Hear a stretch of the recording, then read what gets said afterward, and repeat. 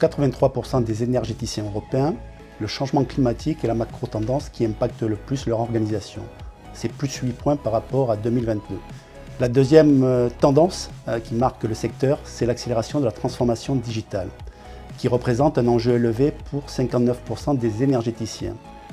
L'intelligence artificielle, qui ne représentait que 30% des initiatives digitales dans le secteur en 2023, subit une véritable accélération au regard du potentiel que représente cette technologie pour améliorer la performance des entreprises. La dernière tendance majeure, avec la plus forte hausse, plus 23 points par rapport à 2022, concerne l'impact du contexte géopolitique et des guerres qui a engendré de fortes variations sur les prix et le marché de l'énergie.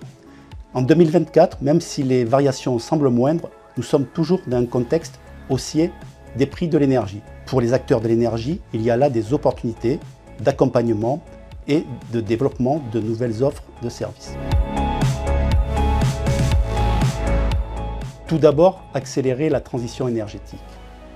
En France, cela passe notamment par la relance d'un programme nucléaire ambitieux et la structuration de la filière pour relever les défis, notamment celui des compétences où certaines se raréfient ou se font très rares sous la pression de fortes contraintes. Cela passe également par l'accélération des projets d'énergie renouvelable avec un focus important sur l'éolien en mer ou encore l'essor des biogaz, le développement des e-carburants et la consolidation de la filière hydrogène. Deuxième priorité des dirigeants, la capacité à optimiser les investissements et les opérations au quotidien. La transition énergétique nécessite des investissements lourds, tant au niveau de la production que de l'acheminement.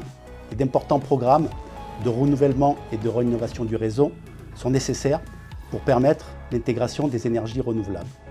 L'approche industrielle de ces projets ne peut se faire sans une ingénierie financière et contractuelle pour optimiser le coût de ces transformations.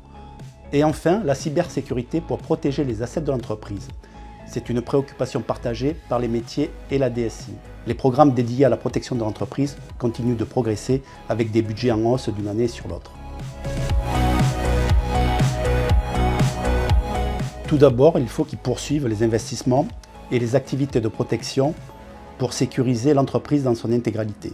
Ensuite, il est primordial de mettre en place une véritable stratégie, une organisation et des moyens pour gérer et valoriser les données.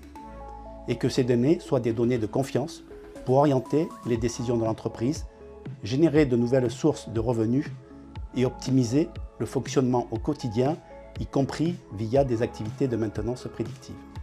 Pour conclure, un dernier conseil, les entreprises doivent intégrer la publication des données ESG dans leur feuille de route, non seulement pour se conformer aux nouvelles réglementations applicables à court terme, comme la CSRD, mais aussi pour atteindre leurs objectifs de développement durable, qui sont désormais des critères de notation des entreprises et d'investissement pour les actionnaires.